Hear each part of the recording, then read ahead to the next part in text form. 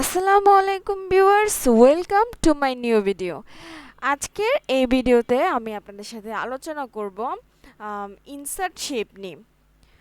তো আগের পার্টে আমরা টেবিল নিয়ে আলোচনা করেছিলাম, তো আজকে আমরা শেপ নিয়ে আলোচনা করব। তো আমরা শেপে আসার জন্য প্রথমেই ইনসার্ট ট্যাবে ক্লিক করে নিব, তাহলে আমরা এখানে শেপ পেয়ে যাব।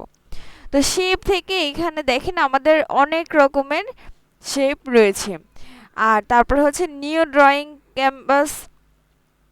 তো আপনি নিজেও হচ্ছে এখান থেকে শেপ নিয়ে নিতে পারবেন, কাস্টমাইজ করে নিতে পারবেন। তো আমি প্রথমেই একটি ওভাল শেপ নিয়ে নিচ্ছি। এই তো আমি এখানে একটি শেপ নিয়ে নিলাম। তো শেপ নেওয়ার পর আমাদের এখানে রয়েছে এডিট শেপ এবং ড্র টেক্সট বক্স। আচ্ছা, তার আগেই আমি আপনাদেরকে শেপ স্টাইলটা দেখিয়ে দিচ্ছি। শেপ স্টাইলে আপনারা দেখেন এখানে বিভিন্ন ধরনের কালার রয়েছে, বিভিন্ন ধরনের স্টাইল রয়েছে।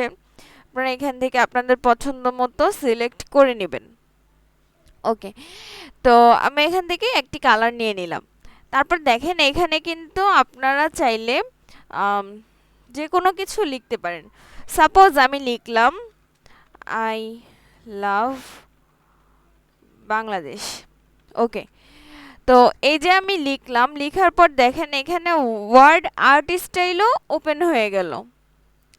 তো তার আগেই আমি আপনাদের কাছে আসছি, দেখেন এখানে শেপ ফিল নামে একটি অপশন রয়েছে, যে শেপটা কিসে ফিল হবে। এটাও এখানে এটা সেম কাজে ছিল, যে এটা আপনি এখানে কোন কালার দিয়ে এই শেপটাকে ফিল করবেন। আর নো ফিল দিলে নো কালার থাকবে, তো সাইডে জাস্ট একটি বর্ডার থাকবে।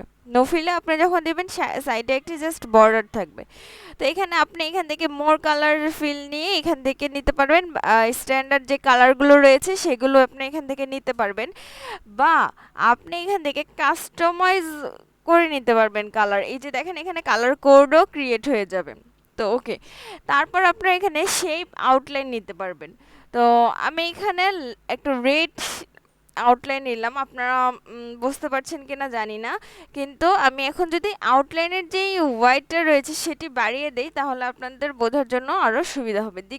এই তো দেখেন আমার এখানে শেপ আউটলাইনটি এবার একটু হাইলাইট করছে। ওকে, আর শেপ ফিলের মধ্যে আপনারা দেখেন এখানে গ্রেডিয়েন্ট একটি অপশন রয়েছে, এখানে আপনারা দিতে পারবেন গ্রেডিয়েন্ট। তারপর হচ্ছে টেক্সচার যেটা রয়েছে এখান থেকেও আপনি এরকমভাবে দিতে পারবেন। ওকে, তো আমি চলে আসি।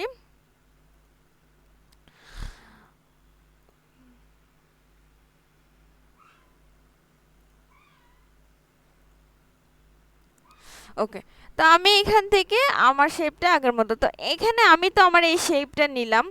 নেওয়ার পর আমার মনে হলো যে আমি এই রাউন্ড শেপ না, আমি হচ্ছে অন্য কোনো শেপ ইউজ করব। কিন্তু আমি তো অলরেডি এই শেপের মধ্যে লিখে ফেলেছি এবং সাইডে হচ্ছে একটা আউটলাইন দিয়েছি। তো সব মিলিয়ে আপনার এখন আমি শেপটাকে কি করে চেঞ্জ করব। তারপর আমি দেখেন এখানে যদি চলে আসি, এখান থেকে আমি সাপোজ কোন শেপটি নিব, এই শেপটি যদি নেই এখানে, সরি একটু ওয়েট, এই শেপটি নিয়ে এখান থেকে যদি আমি এডিট শেপে ক্লিক করি, তো এখান থেকে দেখেন এডিট শেপে আমার চেঞ্জ শেপের অপশন রয়েছে আর এডিট পয়েন্টেরও অপশন রয়েছে। তো আমি এখান থেকে এডিট শেপ দিয়ে দিচ্ছি, এখান থেকে আমি যেই শেপটি নিতে চাচ্ছি সেটি দিয়ে দিচ্ছি। দেখেন এখানে কিন্তু আমার সেই আগের মতোই আপনার আউটলাইনটি রয়েছে এবং লেখাটিও রয়েছে, জাস্ট শেপটা চেঞ্জ হয়ে গিয়েছে। তো এখানে আপনারা আগে যেই শেপ নিয়েছেন সেই শেপকে চেঞ্জ করতে চাইলে এইভাবে করতে পারবেন। তারপর দেখেন এখন আমরা ওয়ার্ড স্টাইলে চলে আসি। এই যে ওয়ার্ড স্টাইলে আসার পর আমরা হচ্ছে এই ওয়ার্ডটাকে আমরা যে কোনো স্টাইল করে নিতে পারি। এখান থেকে অনেক ধরনের স্টাইল রয়েছে, তা আমার পছন্দ মতো আমি যে কোনো স্টাইল এখান থেকে করে নিতে পারবো।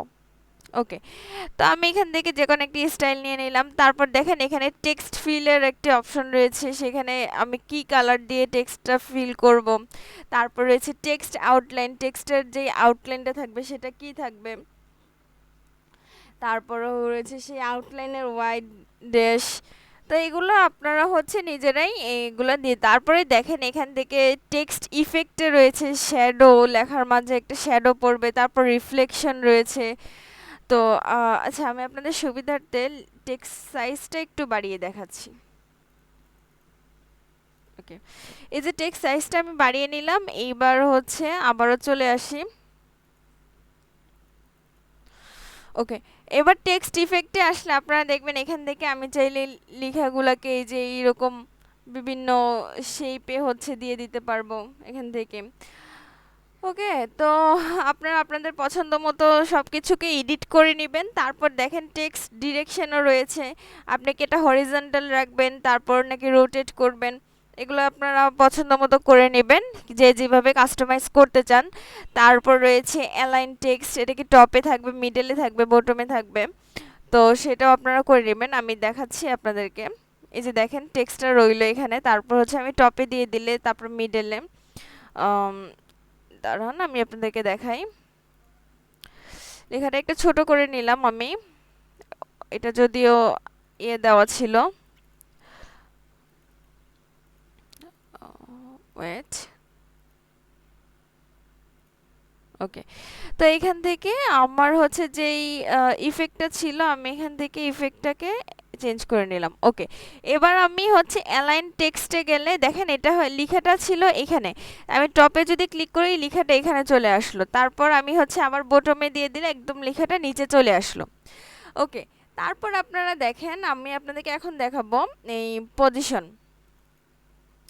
তো পজিশনে আপনারা একটা জিনিস খেয়াল করেন, এখানে 9টা পজিশন দেওয়া রয়েছে। এই যে দেখেন আমি এইগুলোতে মুভ করার সাথে সাথে আমার হচ্ছে যে শেপটা রয়েছে সেই শেপটাও মুভ হচ্ছে। এই যে এটা হচ্ছে আপনার একদম টপ লেফটে থাকবে, তারপর দেখেন এটা হচ্ছে টপের মিডলে, এটা হচ্ছে টপের রাইটে থাকবে। তো এইরকমভাবে 9টি পজিশন রয়েছে।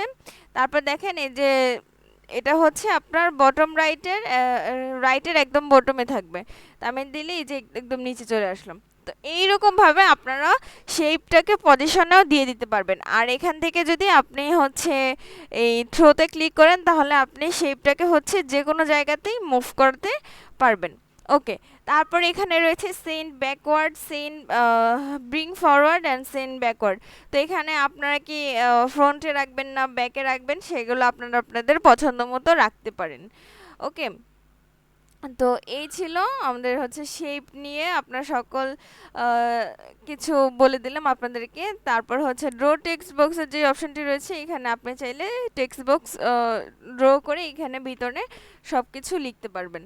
ওকে, আর হচ্ছে রোটেটের যে অপশনটি রয়েছে, রোটেট 99, এই যে দেখেন টেক্সটটা কিন্তু এই যে রোটেট হচ্ছে এখানে আমি যেভাবে এটা করতেছি।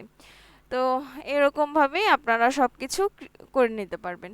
আশা করি আপনারা ইনসার্ট শেপের সব অপশনগুলো বুঝতে পেরেছেন। আজকের ভিডিও এই পর্যন্তই। আসসালামু আলাইকুম।